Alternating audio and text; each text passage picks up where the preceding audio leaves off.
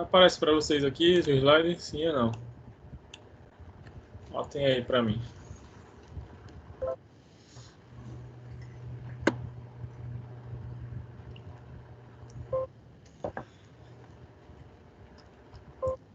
Beleza. Aqui agora eu quis trazer para vocês um material que vai complementar aí tudo que a gente viu e mostrar a importância, na verdade, da terapia manual para tudo que a gente vem desenvolvendo aí, né, de conversa, de prática e de, claro que muita coisa, infelizmente, a gente não conseguiu treinar pessoalmente porque, né, teve essa questão da pandemia. Mas se você, né, de alguma forma gostou da disciplina e aí se interessar em, eu vou querer depois me aprofundar nessa área, né, de terapias manuais, fazer pós, fazer tudo, mas aí você vai ver que existem, inclusive hoje em dia ainda, cada vez mais surgindo estudos científicos nessa área. E é bom a gente dar uma lidinha ou procurar saber, para saber o que é que a galera está utilizando dessas técnicas todas que o professor mostra para a gente, que vale a pena estar utilizando na nossa prática. Então eu fui buscar alguns estudos atuais aí, né, seguindo as bases de dados PubMed, as bases importantes de pesquisa, que eu acho que eu devo ter comentado alguma coisa aqui, né, para vocês. E aí eu queria mostrar, né, alguns trabalhos aí, o que a galera está fazendo. E aí logo após a gente fala, né, das dúvidas de vocês em relação à revisão aí. E aí primeiro eu trouxe esse daqui, que é um estudo, né, na revista Physical Therapy, jornal americano de fisioterapia. Eles trazem o efeito da terapia manual associado em terapêutico exercício e exercício. Então, associação do exercício e terapia manual nos pacientes com dor na região da ATM, da boca, né? Temporomandibular Disorders. Uma revisão sistemática com meta-análise. E aí, o que é que eu queria trazer desses trabalhos? Eu fui buscar, né, revisões sistemáticas, ensaio clínico, para mostrar para vocês as intervenções que eles mostram que a galera está fazendo. Isso é que eu queria que vocês vissem. E aí, a terapia manual e o exercício têm sido amplamente utilizados para tratar condições musculoesqueléticas.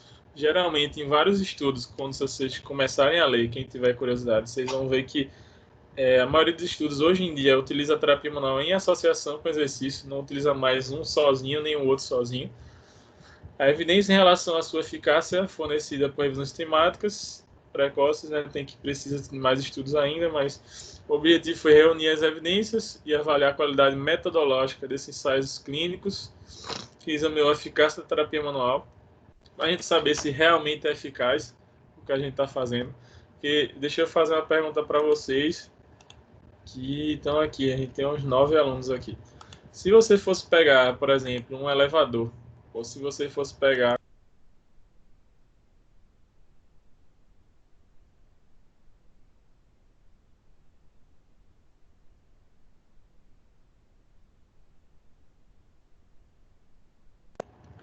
ficou mudo. E você não tem certeza se o que você está pegando. Deixa eu voltar tudo, que eu acho que vocês não me ouviram nada. Vocês gostariam de pegar um elevador ou um avião que nunca foi testado, que tipo, se vocês fossem entrar nesse ambiente de elevador e de avião e vocês soubessem que ele nunca foi experimentado por nada, a primeira vez que vai usar e não tem segurança alguma de que esse negócio é bom ou não, vocês entrariam com firmeza? Sim ou não?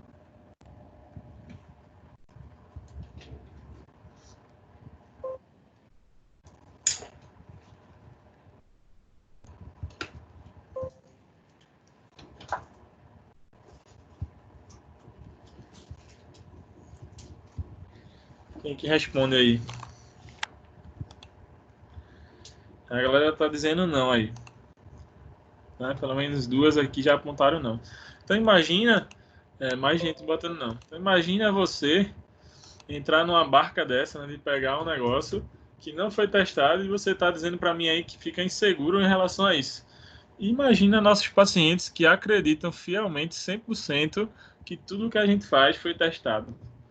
E a gente sabe, não sei se vocês, né, já refletiram isso, que tem muita coisa ainda nossa que a gente faz. A gente faz porque você aprende, né? Você é ensinado a fazer, mas que não necessariamente foi testado em alguém, já foi direto para uso e não tem, assim, aquela certeza se realmente funciona ou não. Porque, veja só, antes da gente seguir aqui, tem uma coisa, que eu acho que vocês já ouviram isso ou não, chamado de história natural da doença. A patologia tem uma chance aí de ela melhorar depois de 3 meses. Quer dizer que não se vai ter certeza se o que melhorou é porque o paciente já ia melhorar ou se foi a intervenção feita. Existe isso, só que não se comenta tanto disso. E aí o que acontece? Acaba que o paciente está achando que o que está melhorando é aquele procedimento e o fisioterapeuta também está achando que o que está melhorando é aquele procedimento. E às vezes não era só o paciente que ia melhorar naturalmente. E aí, o objetivo desse trabalho foi avaliar exatamente isso, ver se realmente teve efeito ou não, certo? Aí incluíram 6 bancos de dados para ver isso, eles pegaram vários artigos. Eles selecionaram ensaios clínicos randomizados envolvendo adultos que tinham ADTM, comparado com qualquer tipo de intervenção. Então, né, fazer mobilização, manipulação, terapia por exercício, comparado com outras intervenções, para ver o que é que funcionava e o que é que não. E aí eles, né, viram em relação a os estudos que têm uma baixa evidência, quer dizer que tem muita coisa que é utilizado que não se tem certeza da sua eficácia em relação à utilização, mas o pessoal utiliza, né? Aí, geralmente nesse tipo de trabalho, né, científico, isso foi um estudo de 2016. Quando você vê um estudo que é bem direitinho assim, ó, dividindo quantos estudos entraram, quantos foram retirados e ao final quantos ficaram, por exemplo, eles analisaram no final 48 estudos. E aí depois o que eu queria mostrar para vocês exatamente as tabelas. Eu fui direto no artigo lá para as tabelas, porque nas tabelas eles mostram um resumo, principalmente ó, o que eu queria que vocês vissem das intervenções. Todo mundo está me ouvindo? Está dando para me acompanhar? A galera toda que está aí.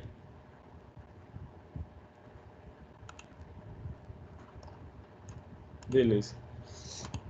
E aí, o que acontece? Ah, professor, mas está em inglês. Mas não é o inglês que não dá para entender, porque a escrita é voltada para fisioterapia de saúde. Então, veja se não dá para você ver. E também para despertar você na curiosidade de ver. E aí, qualquer coisa não impede de você, se pega o artigo original, posso mandar para vocês também, junto com isso aqui, você copiar e jogar no Google Tradutor. Nessas tabelas deles pegaram estudos, né? Incluíram estudos desde 99, 2000 até atualmente, né? Até o ano 2016. E aí eles botaram, né? O que é legal, você vê, ó, geralmente essas tabelas, ó, tem autor e ano e qual foi o local do trabalho, ó, Japão. Você vai ver que tem outros estudos, ó, Estados Unidos, Canadá. Ou seja, ele deu um panorama, Bélgica, tem estudo brasileiro também. Só não sei se vai ter aí nessa lista, porque eu botei alguns só. Se você vai ver o trabalho dele, né? Tem 48 estudos, né? Então vai ter estudo pra caramba. E aí eles botam também ó, os participantes do estudo, qual era a quantidade de pacientes, qual do sexo masculino e feminino, qual a média de idade, qual o diagnóstico que eles tinham, aí depois a intervenção feita. Então, por exemplo, a intervenção para dor, não sei o que, qual foi o procedimento, quantas consultas, qual foi o desfecho que eles queriam ver, que normalmente vai ser né, dor, ó, pain é dor. E aí, qual foi o que foi utilizado para avaliar a dor? Qual foram os resultados encontrados e qual foi a conclusão, se funciona ou não? Aí, por que é legal ver isso, pessoal? Porque vocês vão ver a realidade, ó, nesse exemplo aqui, a realidade do Japão, dos Estados Unidos, do Canadá. Será que em todos os países, Brasil, o paciente brasileiro é a mesma coisa de um paciente americano, a mesma coisa de um paciente chinês, japonês? Pode ser que haja diferença. Ou pode ser também que tenha similaridades dos lugares. E por mais que a gente tenha essa fala e sabe da importância de tratar as pessoas individualmente, mas você consegue ver assim um padrão do tipo o que é que eles estão mais utilizando naquele tipo de paciente, certo? Então aqui, por exemplo, ó, nesse estudo dos Estados Unidos, então eles usaram a terapia manual para ver a restrição mastigatória, né, músculos mastigatórios e parafuncionais, para ver as questões anti-inflamatórias. Foi utilizado também medicamentos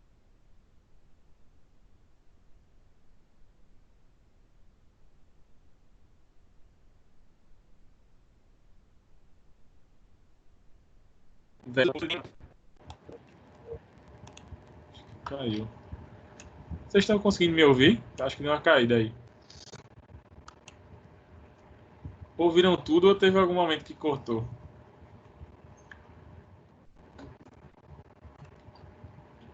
Cortou, não foi? Deixa eu voltar.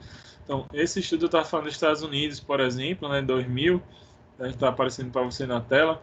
Ele faz um trabalho associado à terapia manual, né, para DTM, em restrição de músculos da mastigação, parafuncionais, associado com o uso de medicamento anti-inflamatório, um grupo. E outro grupo, um trabalho postural, correção postural, treino de exercícios físicos.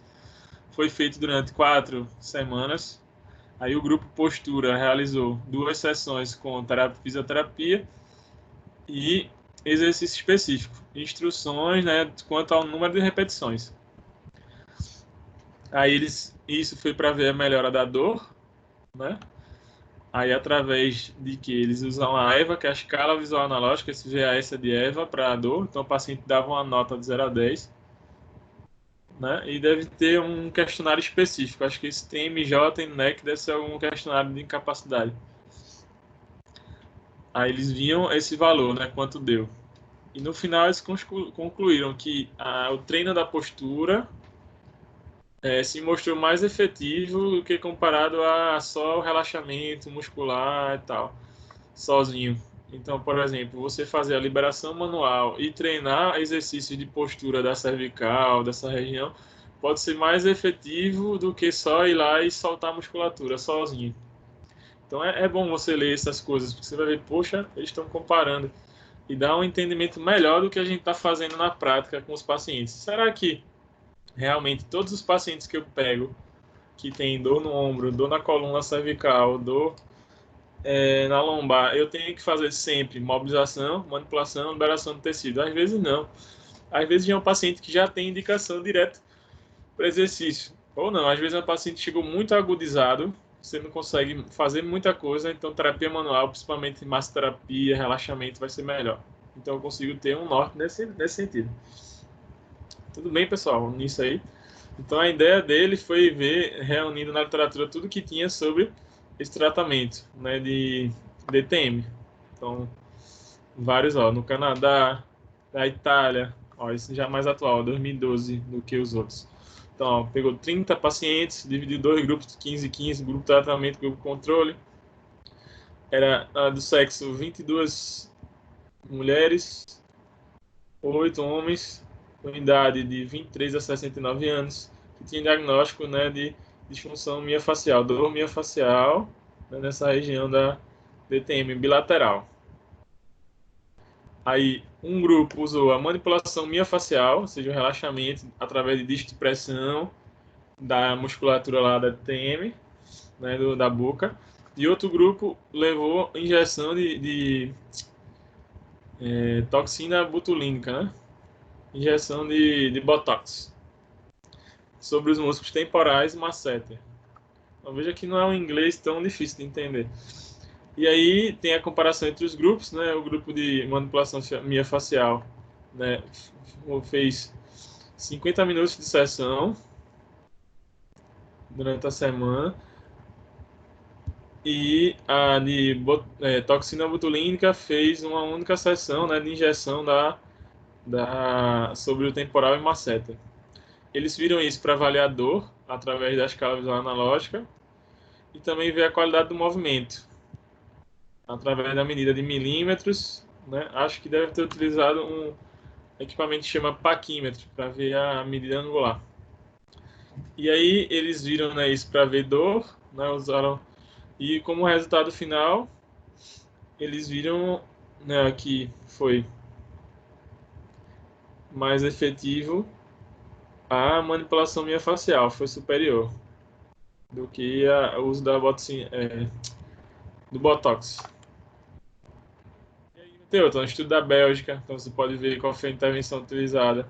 Ó, um grupo usou fisioterapia no tratamento, educação do paciente, relaxamento muscular, força muscular, né, o alongamento também para essa região cervical, exercícios cervicais para a musculatura parafuncional, contra outro grupo controle que só teve informação sobre a disfunção, ou seja, só teve conversa. Um grupo foi só conversar com os avaliadores, outro grupo recebeu tratamento com exercício, etc., durante 6 semanas.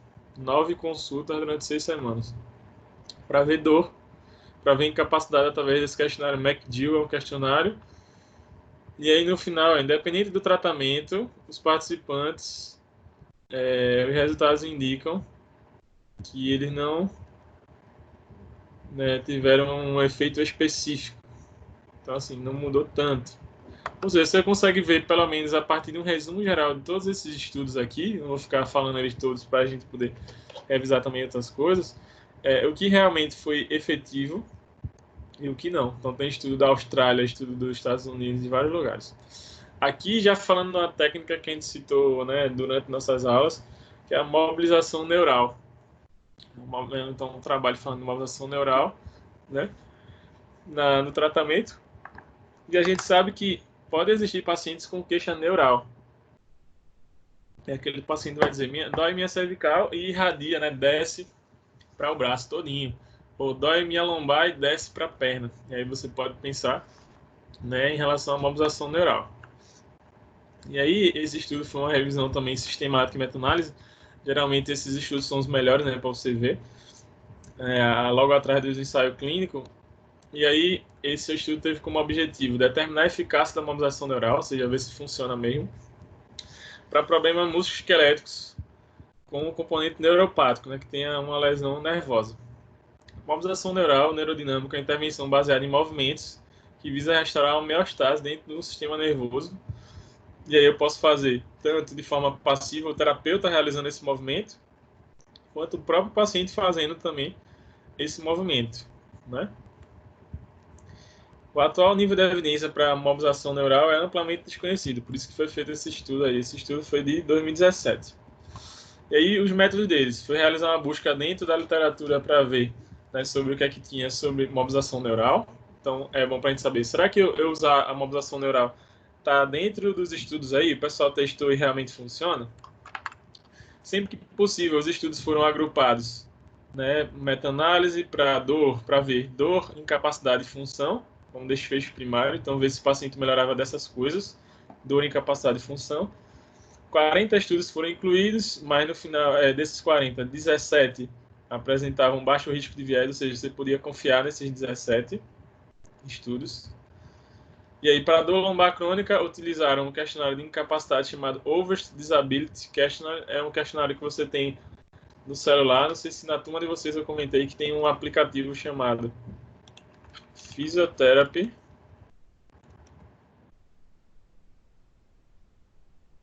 Questionnaires. É em português. Foi desenvolvido pela Universidade do Ceará. Por exemplo, nos meus atendimentos, eu uso esse Physiotherapy Questionnaires toda vez no início, da anamnese. E recentemente, semana passada, tive um paciente com dor lombar, eu usei esse questionário exatamente, o OVERST, que é para ver a incapacidade lombar. A maioria dos estudos usa o OVERST ou o Roland-Morris, que é outro questionário.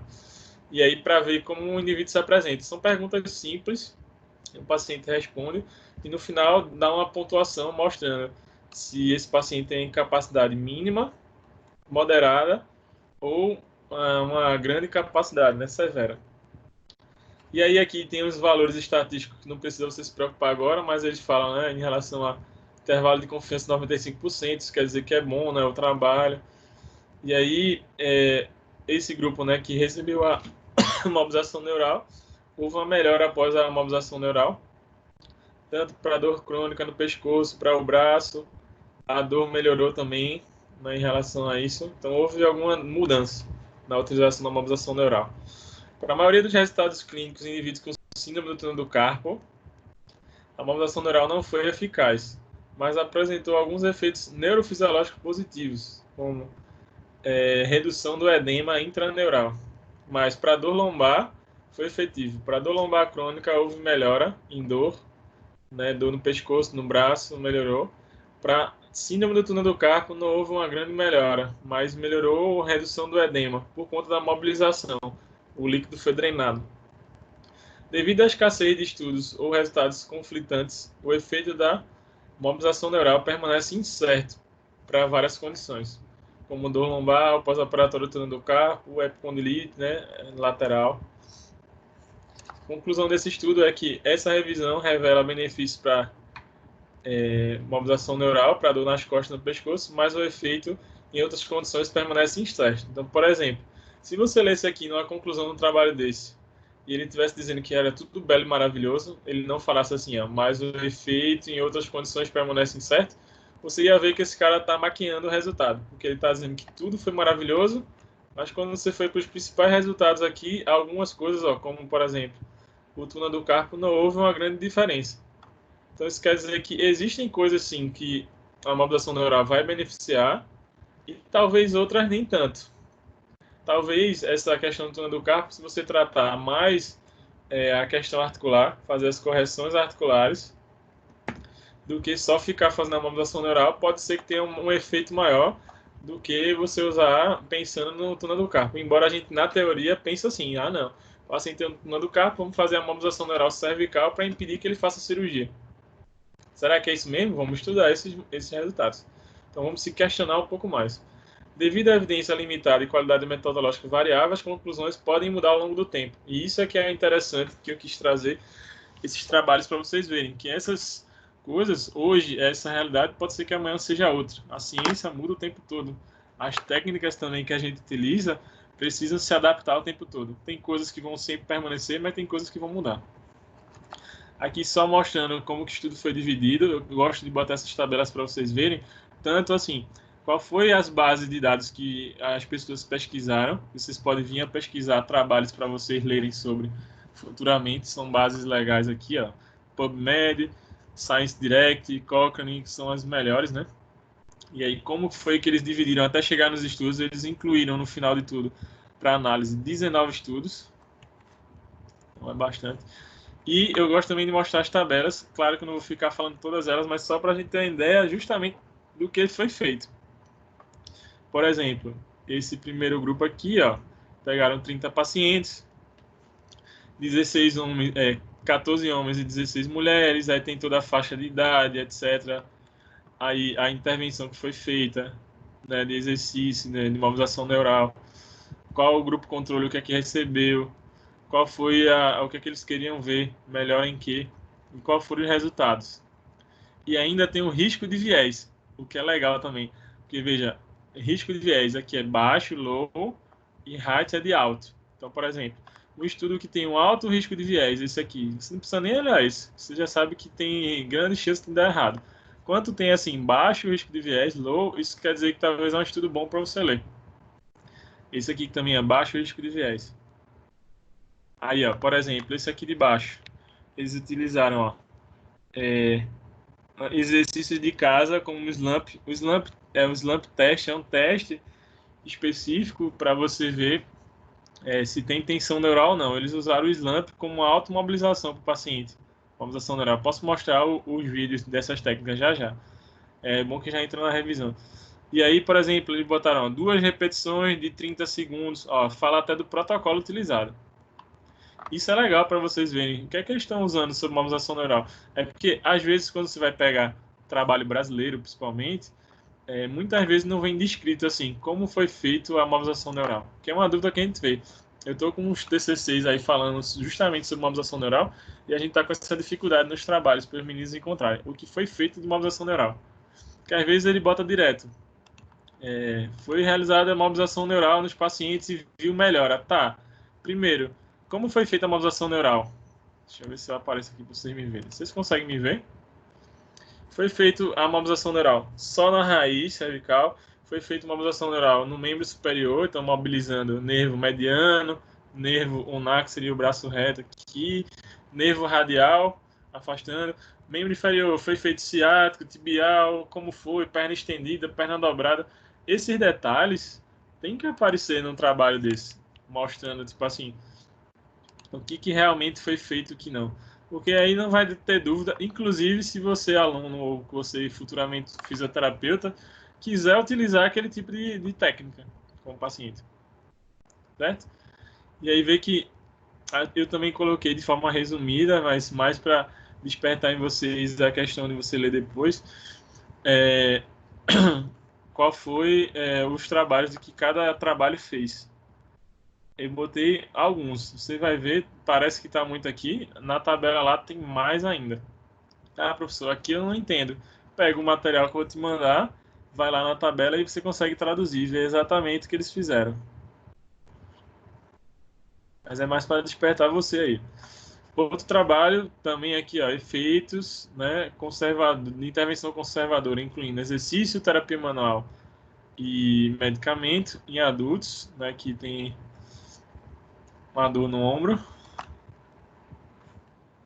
E aí esse estudo aqui, por exemplo, 2017 também, viu, né, a população que tinha 18 anos para cima, que tinha uma dificuldade em fazer abdução e flexão, até 40, 120 graus, com dor, né, nessa elevação do braço. Foi testado os testes de Nier, Hawkskinner e Speed Job, são testes que você vê, né, na parte de avaliação. Aí viram também resistência durante o movimento, né, abdução, resistência durante o movimento de rotação, alguns outros diagnósticos que está aqui, se o paciente tinha feito alguma cirurgia ou não, né?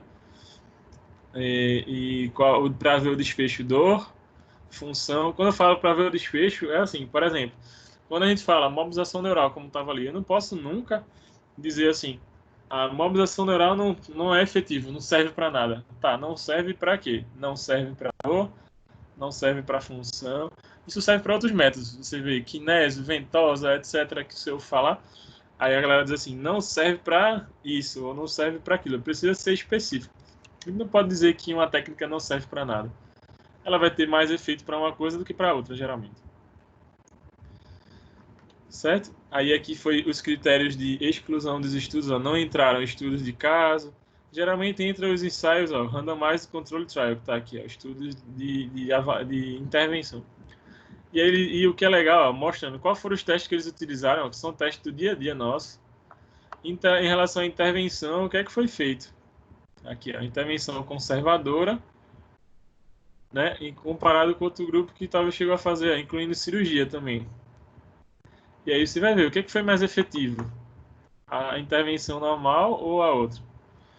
Aqui falando sobre a dor, como que eles avaliaram a dor, e falando também sobre as escalas que eles utilizaram para fazer a avaliação funcional e a avaliação de movimento, como foi feita. A avaliação de movimento viu movimento ativo de abdução, movimento ativo de flexão, movimento ativo de rotação externa. E anotava angulação, anotava tudo. Aí, a partir disso, né, também depois mostrando sobre as técnicas em si, o nível de evidência. Tem alguém ia perguntar, Carla? Alguma coisa? É porque ficou a zoada do microfone, não sei se tu ia falar, Carla, aí. Em relação a... Existe para avaliar esse tipo de trabalho, revisão sistemática, como se fosse um checklist para dizer se esse trabalho é bom ou não. Aí isso é chamado de grade, como está aqui em cima. Para você saber se esse trabalho vale a pena você ler ou não. Então, assim, pode parecer, no primeiro momento, que esses trabalhos para vocês é uma coisa assim, que negócio chato do caramba e tal. Mas quando você pegar e souber extrair essas informações dos textos, que são textos que foram testados e comprovados, quando a gente falou no início da aula, e pegar esse checklist que existem, só aqui para vocês entenderem. Quando a gente está falando de, vou botar aqui no cantinho, de revisão sistemática, você pode usar um checklist chamado grade. E aí você tem como saber se as revisões são de qualidade a partir disso. Se for, você já sabe, esse eu posso ler. Se não for, você diz assim, nem leio. Quando a gente fala de ensaio clínico, que são estudos que foi feita intervenção, você saber essa intervenção funcionou ou não funcionou.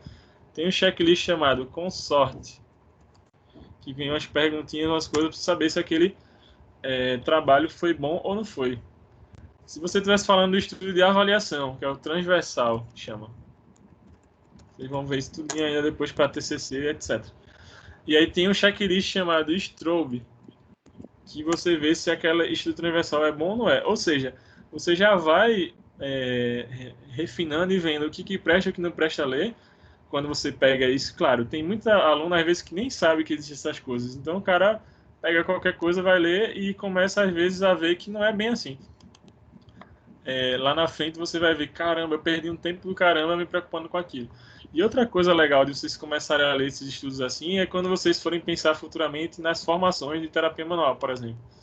Eu quero fazer quiropraxia, RPG, osteopatia, etc, etc, etc, que tem, né, que a gente sabe que tem, e que são ótimas de fazer. Aí você vai ver assim, qual dessas intervenções se preocupa realmente em comprovar se presta ou não presta as coisas? Primeira coisa. E qual dessas intervenções realmente tem efetividade? Porque às vezes a gente vai pensar no método, esse método é massa. Vou dar exemplos, tá? E que eu já fiz curso também. Você vai ver, osteopatia tem trabalho científico? Tem. Quiropraxia tem trabalho científico? Tem. Aí eu fiz um curso chamado Método Busquet, de cadeias fisiológicas. Muito bom, foi ótimo, tudinho. Você vai ver, artigo científico sobre método Busquet, não tem nada. Ou muito pouco. Aí você vai ver uma terapia chamada microfisioterapia, que é excelente também como técnica. Você vai ver artigo científico de microfisioterapia. Tem muita coisa? Não tem nada. Ou seja, pessoal, você já começa a se questionar, será que isso que está sendo feito realmente melhora o paciente ou não? Não tem como saber, porque nunca foi testado. Vocês entendem isso que eu estou falando para vocês, sim ou não? Por favor, coloca aí.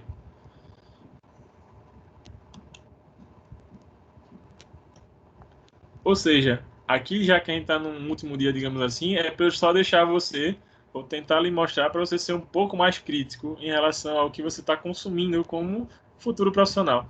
Será que tudo que você vai consumir como futuro profissional vale a pena ou não vale? Tem coisas às vezes que a gente faz.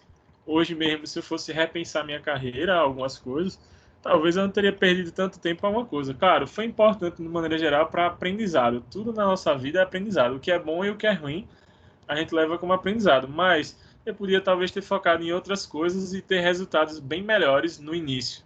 Hoje eu já tenho a cabeça mais madura e já sei que, se eu vejo que a maioria dos estudos aqui que a gente está vendo agora, nessa parte, associa terapia manual com exercício, é o que eu estou fazendo na minha clínica hoje em dia. O paciente chega, eu faço a parte da maca, toda a liberação e relaxamento, mas tenho que botar o cara para fazer movimento no meu atendimento. E se você vê, uma coisa simples, é uma simples mudança de eu ficar menos na maca e mais nas duas coisas, maca e atendimento, meus resultados já melhoraram de uma forma gritante. É só eu seguir o que eu estou pesquisando, né? Fui começar a ler sobre o assunto e vi, caramba, realmente faz diferença. Aqui mais uma vez sobre esse estudo aí, mostrando como foi feito a divisão dos estudos. Eles incluíram 177 estudos, então vê que bastante trabalho aí que eles incluíram. E aqui depois falando sobre as intervenções. Nesse trabalho eu quis trazer para vocês para verem, porque eles compararam as intervenções, na verdade. Eles compararam, por exemplo, o uso de corticoides com medicamentos, com exercício, com terapia manual, com laser. Então, eles estão comparando intervenções diferentes. Eu quis destacar aqui, quando a gente for ver agora, vou mostrar para vocês, principalmente o resultado de... deixa eu voltar aqui. Exercício e de terapia manual. Eu peguei e traduzi para português ali para a gente ver o de exercício e terapia manual. Mas ele compara com acupuntura, com vários outros tipos, kinesiotape, etc, etc. O que funciona aqui não. Certo? E aí, né, esses estudos, eles pegaram 184 estudos para avaliar e ao final usaram 177. Aí o exercício, por exemplo, a parte de atividade física, foi superior a não fazer nada em 5 estudos, por exemplo. O exercício específico foi superior ao exercício não específico. Então eles falam assim, é mais interessante fazer exercício específico do que um exercício geral, e exercício em 2 estudos foi menos eficaz do que a cirurgia. Terapia manual, que é o que nos interessa. A terapia manual foi superior ao placebo, então isso é bom, foi melhor do que algo de mentirinha. A terapia manual mais o exercício foi superior ao exercício sozinho. E houve efeitos imediatos após a sessão de terapia manual em comparação à simulação. Então, ó, foi um bom resultado para a terapia manual. Isso quer dizer que fazer a terapia manual, e aqui ele fala a curto prazo, principalmente, é muito bom. Então, quando o paciente chega para a gente, uma das primeiras coisas que a gente tem que fazer, ou que seria legal fazer se ele tem um bloqueio, se ele tem um travamento, é a terapia manual, para soltar os músculos, para relaxar as articulações, né, liberar o movimento, desbloquear. Se viu que foi melhor ao placebo. Um trabalho que é melhor, desculpa, uma intervenção que é melhor do que o placebo. O placebo é algo que o paciente acredita que funciona, mas não funciona. Não tem efeito. Se a gente fosse pensar em estudos de medicamentos, seria aquele estudo que ele compara o uso do paracetamol, por exemplo, e o placebo seria uma pílula de farinha. A pessoa tomar uma pílula de farinha e acreditar que a pílula de farinha é o paracetamol que ele está tomando. E tem pessoas que vão tomar a pílula de farinha e vão melhorar da dor, por exemplo. Isso é o que a gente chama de efeito placebo. E a terapia manual se mostrou melhor do que isso. Então, isso é positivo para a gente que trabalha com terapia manual, certo? Aí, a terapia manual, mais o exercício foi superior. Ó, tá mostrando, então, a associação desses dois. E terapia manual é mais efetivo do que exercício isolado. Então, isso a gente sabe que é um dado legal. Aí fala sobre ultrassom, sobre bandagem, sobre outras coisas que pra gente hoje não vem ao caso, mas eu coloquei aí. No final, ele mostra, né, sobre também que precisa de mais estudos relacionados a isso e faz um resumo final. Todo o trabalho foi isso. Mas quais são as descobertas, né, em relação a esse estudo de 2017? A terapia por exercício foi eficaz para a melhora da dor e função. A gente sabe, no geral, as melhores evidências científicas em fisioterapia geralmente são de exercício mesmo. Exercício específico foi mais eficaz do que exercício geral. A terapia manual também, né, foi eficaz comparado a placebo e tudo mais, né? Embora que a qualidade das evidências foram baixas, ou seja, tem que ter outros estudos para poder ver, né, e ter uma decisão melhor. Aqui já é outro trabalho mostrando terapia manual e exercício de novo, ó. Eu peguei estudos o mais atual possível e todos eles, a maioria tem a terapia manual e exercício, terapia manual e exercício. Eu posso mostrar, inclusive, nas bases da internet, que é exatamente assim hoje em dia, como a galera está pesquisando, comparando isso. Esse aqui foi para uma população que tinha dor na cervical. E aí também eles dividiram, fizeram toda a randomização do grupo, tudinho, né? E aí, vamos ver o que é que esse trabalho viu, né, de resultado.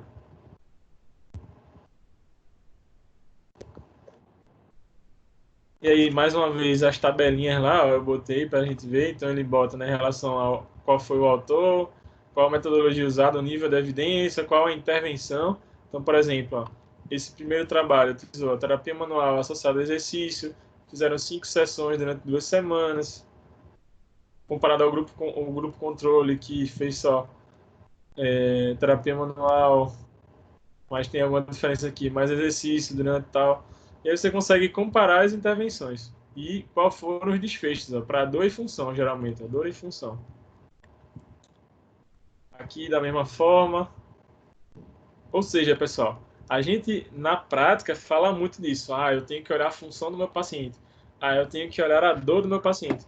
Só que a gente esquece de fazer uma coisa chamada quantificação, que é tipo, quanto que está melhor essa dor do meu paciente? Quando o paciente chega assim, eu estou melhor. Por exemplo, eu atendi um cara também essa semana aí atrás, e aí o cara disse, aí eu fiz, como é que o senhor tá? Tá bem e tal? E o cara, nitidamente, ele melhorou o movimento. Ele chegou super travado no dia e o movimento tá melhor. Só que o paciente da gente, na maioria das vezes, ele se fixa na dor, né? E ele tá fazendo o movimento melhor, mas ainda sente um pouquinho de dor. Aí ele mandando áudio para mim, ele mandava, eu tô melhorzinho, tô um pouquinho melhorzinho, tô um pouquinho melhorzinho. Tipo, para ele, o estar melhor é ficar 100% sem dor nenhuma. Mas imagina, um paciente que chega para vocês futuramente e o cara inicia com a dor EVA 9, 10, uma dor muito alta na escala EVA, e no final de tudo o paciente chega com uma dor 3. Se o cara baixou de 10 para 3, pessoal, quantos pontos diminuiu na EVA? 7 pontos. Você acha que baixar 7 pontos numa EVA, numa escala, em relação à dor, o paciente chegou com a dor 7, 7 não, 10, e baixou para uma dor 3, que está quase perto do zero. Não zerou, mas está muito próximo. Sendo que, inclusive, ele melhorou para sentar e levantar, para caminhar, para agachar, para tudo. Você acha que isso não foi positivo? Imagina um cara que tinha uma dor. Pronto, esse paciente que eu atendi, ele tinha dor há 2 anos. Então, veja como é isso.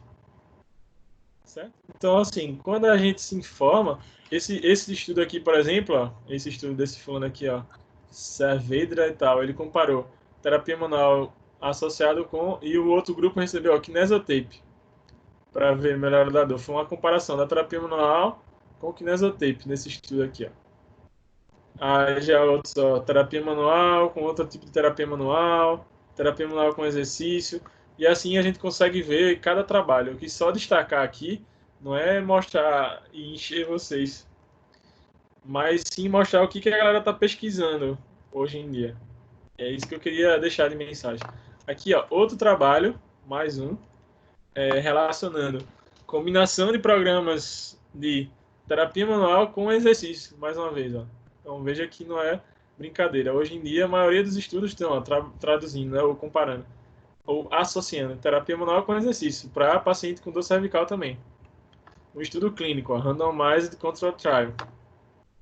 Esse já foi do ano passado, 2019. E aí, mais uma vez, né, mostrando que foi um estudo que dividiu um grupo, randomizou, então você pode confiar, né, que isso é uma falha. Se um estudo não faz essa divisão bem certinha, você já desconfia daquele trabalho.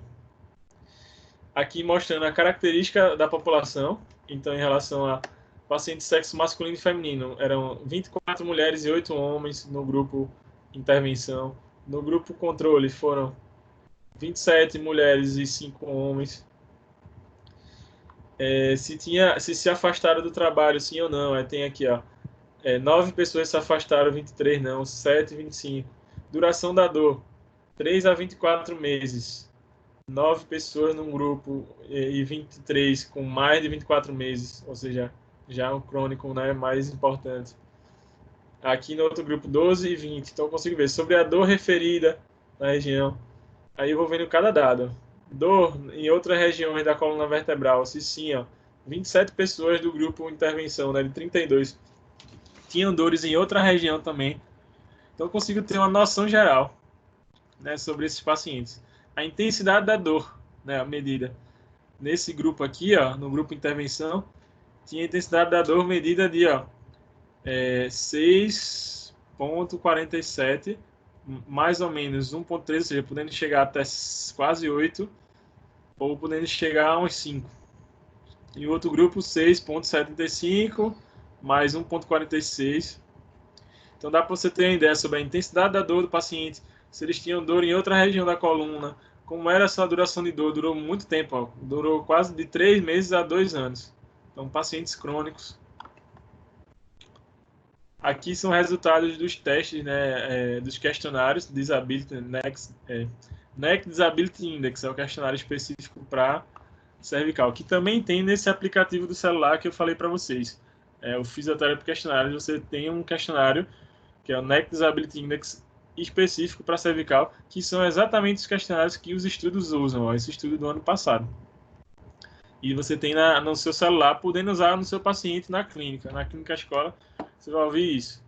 Intensidade de dor, estou mostrando durante 3 semanas como é que foi a intensidade da dor, durante 6 semanas. Por exemplo, ó, 3 semanas em esses 64 pacientes. O grupo que recebeu, né, os 32 que receberam a intervenção, eles tinham uma dor 4,9. O grupo que tinha, né, o grupo controle, uma dor 5. Quando passou 6 semanas, esse grupo 4,9 baixou a dor para 2,2, quase já chegando no outro. E outro grupo 3,3. 3 meses depois, o grupo aqui, intervenção, baixou a dor para 2, então saiu de 6, né, de base para 2. E esse grupo saiu de 7 para 5, 3,3 e no final de 3 meses aumentou a dor para 5 de novo. Aqui ele está comparando. Então, teoricamente, por essa tabela aqui, você vê que a intervenção de terapia manual e exercício foi mais efetiva, né, porque baixou a dor para 2, do que o outro grupo que não, que ficou em 5. Certo? Depois a recuperação, né, recovery e recuperação global. E aí tem os valores em 3 semanas, 6 semanas, meses. Então a gente precisa ter uma análise mais crítica em relação a isso. No final, o que eles fizeram? Eles combinaram um programa de mobilização, então mobilização manual, com exercício, com duração de 6 semanas, certo? E aí, eles viram, né, sobre questões de disfunção, intensidade da dor e recuperação global do paciente, comparado, né, ao grupo controle, para ver se tinha alguma melhora ou não. A ideia foi essa. Aqui outro estudo também, ó, 2017, esse já falando de manipulações que a gente viu, né, tratamento manipulativo, só que baseado na osteopatia, técnica osteopática, que é uma terapia, né, manual aí que existe para pacientes com dor lombar e dor pélvica, né, dor no quadril. E para ver essas questões. Então tem outro estudo, revisão sistemática. Ou seja, pessoal, existe ciência dentro da terapia manual? Existe? Existe aí, como você está vendo. Mas a gente precisa separar o joio do trigo e ver assim, o que realmente funciona, o que é que não funciona para nossos clientes, para poder ter cada vez mais um trabalho efetivo. Aqui já é outro estudo sobre as liberações miofasciais, a efetividade da miofascial release, que é a liberação miofascial no tratamento de dor musculoesquelética crônica. E aí, mais uma vez, todos os critérios de divisão, esse já é um estudo de 2018, e aí eles viram, né, a evidência dessa liberação nesses pacientes com dor crônica, se tinha, né, alguma evidência relacionada a isso, basicamente. E compararam com um grupo, né, sham, que chama sham ou placebo, é aquele pessoal que não vai receber essa intervenção. Certo? Ou seja, existem estudos falando sobre liberação de tecidos moles, a liberação miofascial é um. Existe estudo falando sobre manipulação. Existe estudo falando sobre mobilização neural. Existe estudo falando sobre algum método específico, osteopatia, que apareceu aqui. E para a gente fechar aqui, um outro estudo falando sobre capsulite adesiva, em que eles mostram, ó, nesse estudo, tanto falando das fases inflamatórias, a fase de recuperação tecidual, em relação à dor do paciente, mostram imagens, alguns trabalhos também vão ser legais de vocês verem futuramente, que mostram justamente a imagem, ou o exame de imagem, ou deixa eu adiantar um pouquinho, ou mostram também a parte cirúrgica, ou mostram, né, como foi feita a cirurgia e mostram as intervenções. Tem alguns trabalhos, quando vocês forem ler assim, quem se interessar, né, por esse tipo de coisa, que ele mostra justamente como foi feita a terapia. Um exemplo disso, já já. Aqui também, o que eles avaliaram, ou como foi feito o tratamento. Ó. O tratamento da capsulite adesiva do ombro foi associado com fisioterapia, terapia manual, de anti-inflamatórios, corticoides no tratamento. E aqui ele mostrando alguns exercícios feitos para ganhar amplitude de movimento. Então, trabalhar para ganhar rotação interna do ombro, abdução, rotação externa, certo? Então, alguns trabalhos têm isso também. Só para a gente fechar essa parte e já para dúvidas de vocês, deixa eu só mostrar outra coisa aqui. Então, assim, existe literatura científica dentro da terapia manual? Existe. O que se tem visto hoje, que é isso que eu quero abrir a cabeça de vocês, assim, né, abrir os olhos de vocês, para vocês perceberem, é que hoje em dia não se pensa mais assim, eu vou pegar o meu paciente, pelo menos o que é indicado, tá? E vou ficar X consultas com ele só na maca, tipo assim, o cara vem para mim, eu vou passar 40 consultas com ele só na maca e não vou depois fazer nenhum exercício com ele. Hoje em dia, a maioria dos estudos não mostram dessa forma. Mostram que você tem que fazer assim a parte da maca, liberar tudo que está restrito, mas é importantíssimo depois botar esse cara para fazer exercício. Exercício específico, obviamente. Ou seja, juntar a informação que você deve ter tido, quem pagou, né? Quem não pagou, não teve. De cinesioterapia com a informação da terapia manual. Deixa eu só mostrar esse trabalho aqui para vocês. Aqui, por exemplo, veja se aparece. Aparece essa tela para vocês? Tá aparecendo aí? Sim ou não?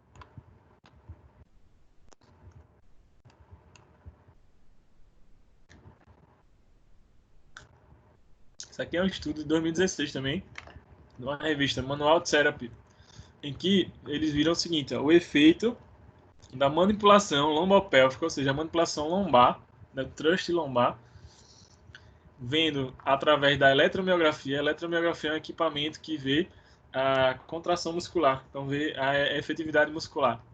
Eles viram a efetividade do vasto medial, né, dos vastos do joelho, e do glúteo médio, que é a musculatura estabilizadora do quadril em apoio podal, em atletas com dor patelofemoral. E aí, no trabalho, eles mostram exatamente a foto de como foi feita a manipulação. Isso aqui foi o exemplo de como foi feita a manipulação lombar. Deixa eu ver se eu mostro. Porque, tradicionalmente, a gente tem a manipulação lombar dessa forma aqui, ó, lumbar roll, que é essa técnica aqui, ó, de torção, né, para uma lesão de extensão. Mas como que ele utilizou no trabalho? Ó, ele utilizou dessa forma aqui, que também é uma outra forma de fazer. Existe essa possibilidade de manipulação, que é a manipulação lombopélvica do estudo. Por que lombopélvica? Porque ele quer corrigir a lombar e o quadril ao mesmo tempo. Então ele faz essa variação, que é um pouquinho diferente disso aqui. Então, alguns trabalhos desses, o que é legal é que ele também esclarece com a foto de como foi feita a técnica. Outros só tem a descrição. E às vezes não fica tão claro assim para você que vai ler como foi feito. Mas é importante a gente ver isso, e é importante se apropriar mais do que o pessoal está utilizando, sem dúvida. Em relação à revisão, como a Ana falou, alguém tem alguma pergunta específica ou dúvida de alguma coisa que a gente viu, para a gente poder focar? Porque assim, quando a gente fala em revisão, é impossível fazer uma revisão 100% de tudo. Não tem como, né? Tempo hábil para isso não tem, mas tem alguma coisa que a gente possa esclarecer mais, que não ficou claro, que eu comento aqui agora.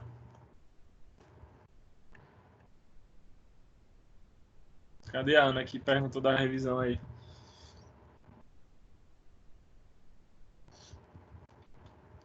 Pode perguntar. Tem alguma dúvida específica?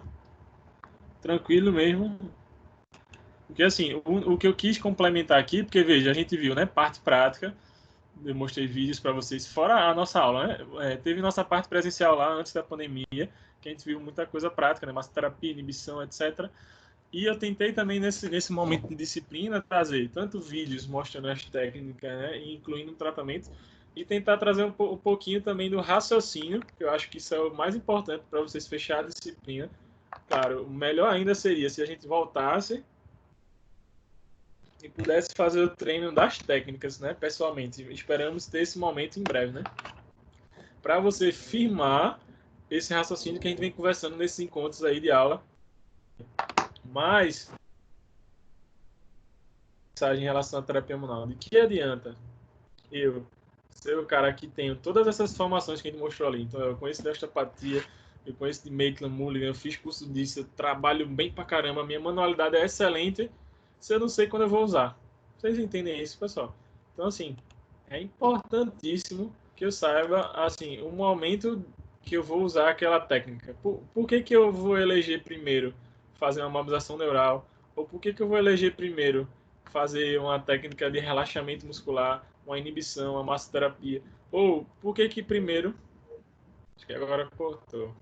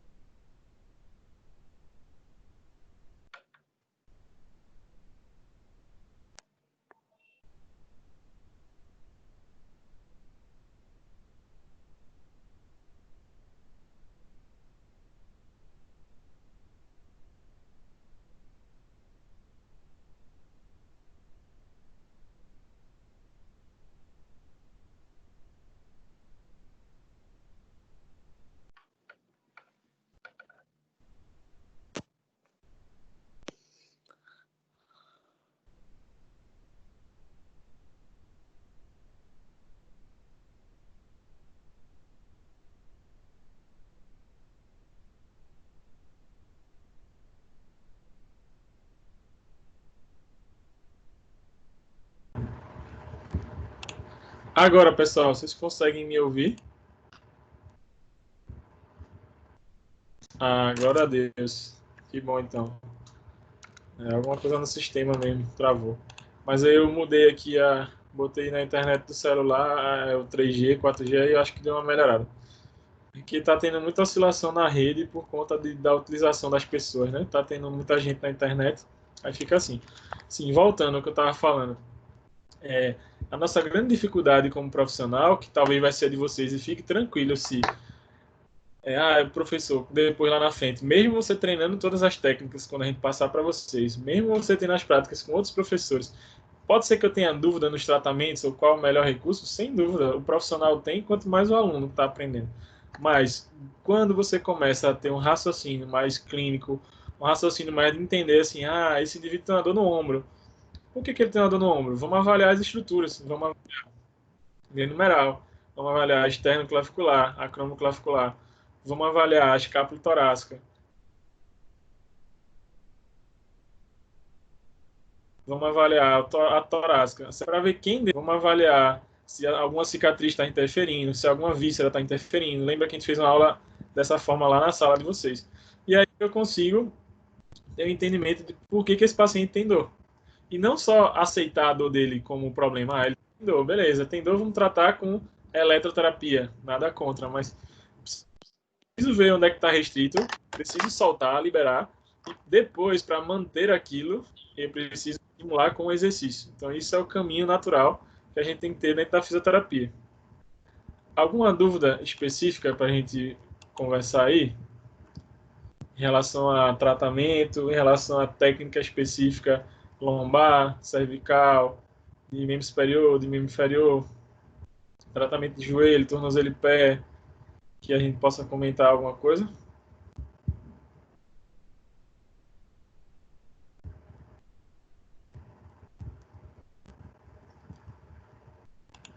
Pode perguntar pro pessoal. De verdade, Ana, até agora não. Ficou claro mesmo, porque tu perguntou aí sobre revisão, por isso que eu estou perguntando. Os outros colegas aí, tem alguma coisa para perguntar? Claro, o que é que vale a pena você fazer agora, essa semana? Lembrando que na próxima é a prova. Sim, deixa eu até comentar, faltou mostrar isso para vocês. Boa, bem lembrado, Rodrigo. Só um minutinho. Deixa eu mostrar para vocês uma coisa aqui.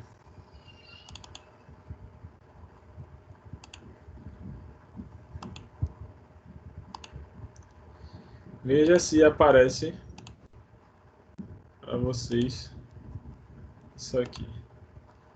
Aparece para vocês aí?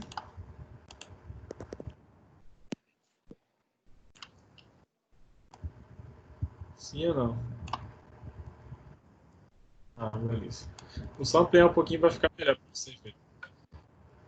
E aí o que acontece? É, como vai ser a orientação da prova dessa vez?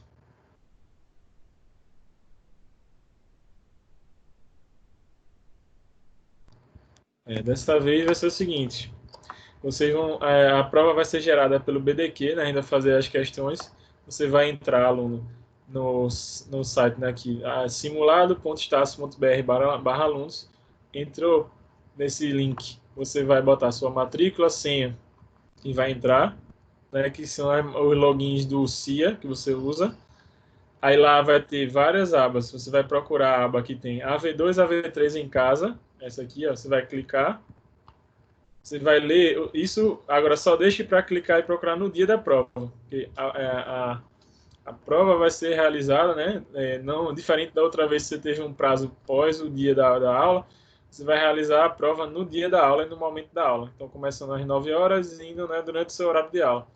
E aí você vai acessou a V2, a V3 em casa aqui. Aí você vai ler e aceitar o termo de responsabilidade. Uma vez que você aceitou o termo de responsabilidade, você vai ter acesso à prova, né, a prova do professor lá de terapia manual, você vai acessar e vai responder. E você tem o tempo da aula para você poder responder. Dessa vez foi a orientação que nos deram assim.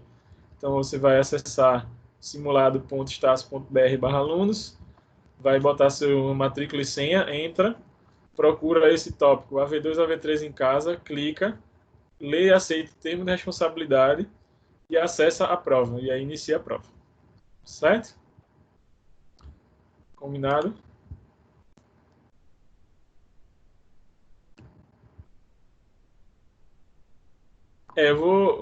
Vai ser questões que eu vou fazer mesclado com questões do sistema também. Certo? Provavelmente. Mas todas as questões que forem cair na prova é que tem a ver com o conteúdo que a gente viu. Nada diferente. Não vai ter uma pergunta lá que não tenha a ver com o tema que a gente falou. Certo?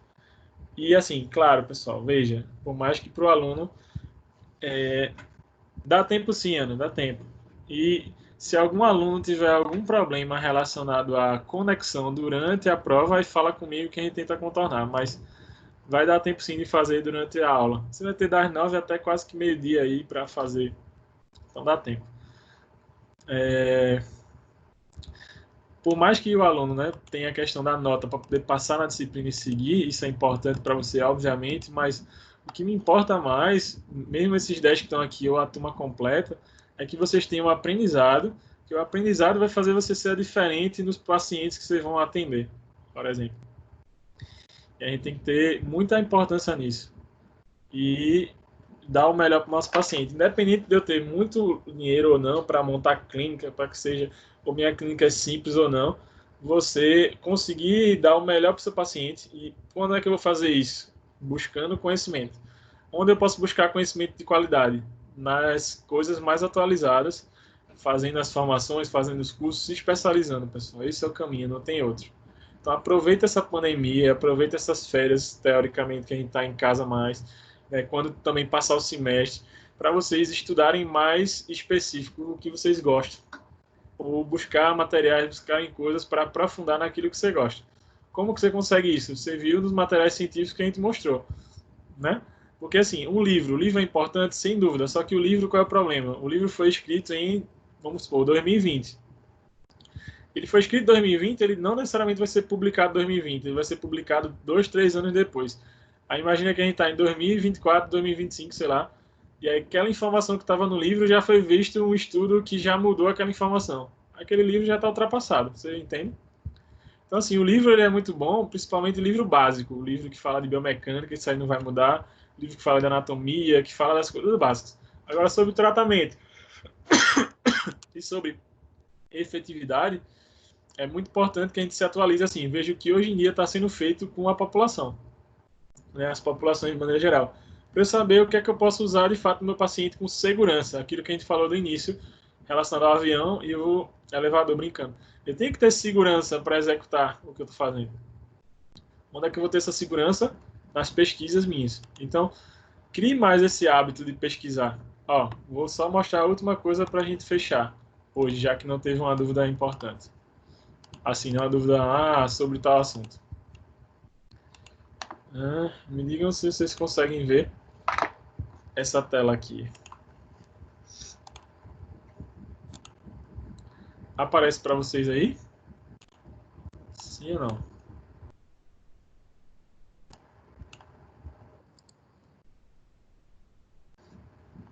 Beleza. Aí, professor, eu quero aprofundar mais nisso aí que você falou. Achei legal os artigos, eu não achei, mas eu quero tirar a dúvida lá. E esse hábito, pessoal? Então, ó, tradutor. Google Tradutor. Eu não entendo inglês. Vou para PubMed. Estou dando exemplo PubMed, mas poderia ser outro. Mesh.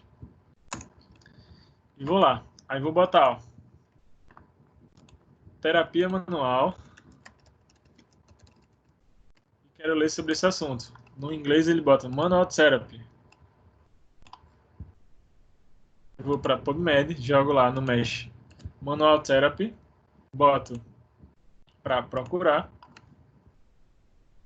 Aí ele vai me dar o termo, né, terapia manual.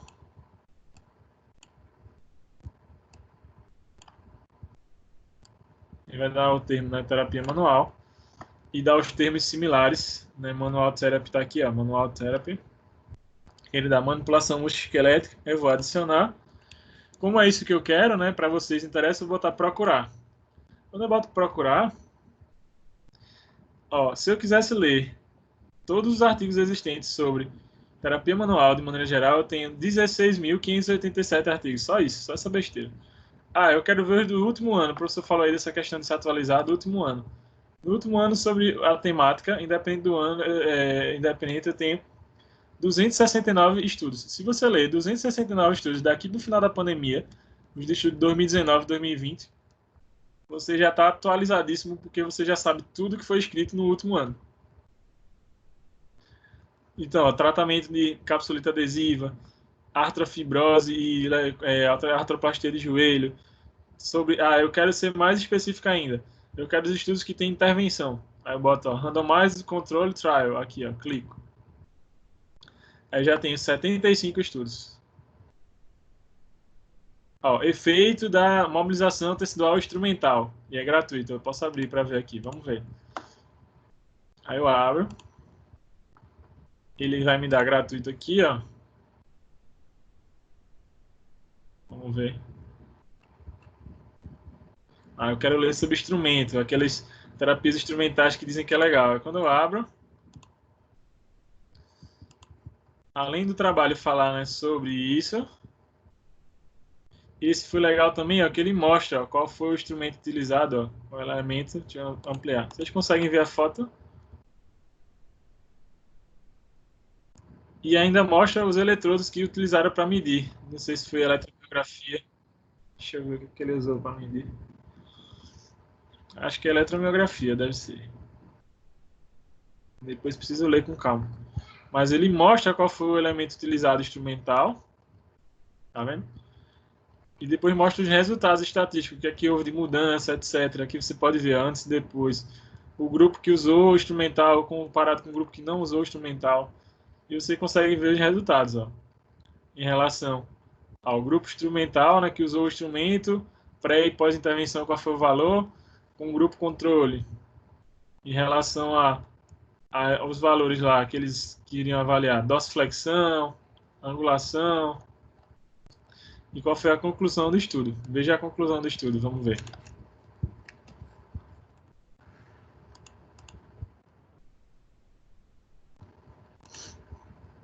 O estudo revelou que a instrumentação na parte posterior da perna pode melhorar o alcance da dorsiflexão, ou seja, pode melhorar a amplitude de movimento do tornozelo e rigidez, sem afetar a tolerância ao alongamento, rigidez muscular, etc. Então, foi positivo o resultado. Aí você vai ler melhor para poder entender, certo? E aí eu tenho vários, ó. Terapia manual versus kinesioterapia, deve ser exercício para pacientes com artrite, osteoartrose de joelho. Ó, o rolinho de liberação para o quadríceps e para flexão de quadril. Efeitos da aromaterapia em massagem associado à dor, função. Efeitos da liberação miofascial combinado à estabilização de core, exercício de estabilização, então, a terapia manual com exercício. Efeito da mobilização com movimento para dor, função, paciente com alteração de joelho.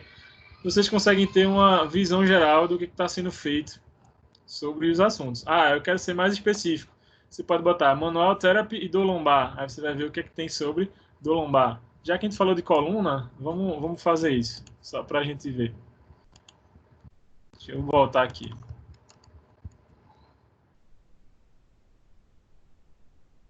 Mexe.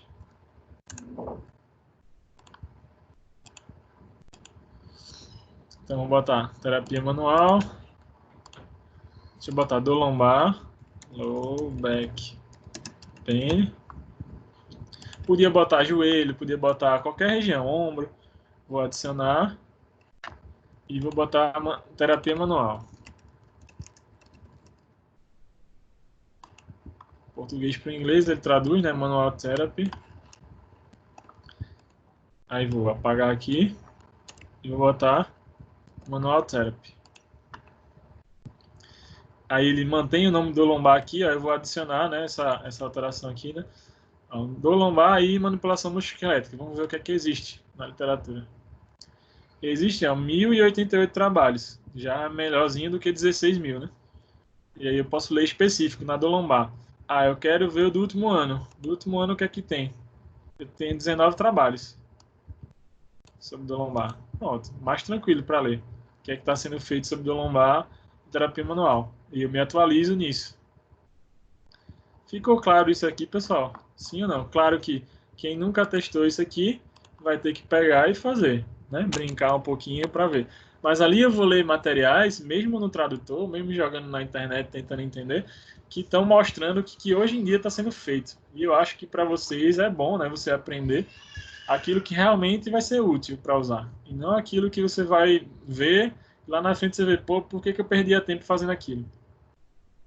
Ficou claro isso, pessoal? Sim ou não? E se alguém tem ainda alguma dúvida?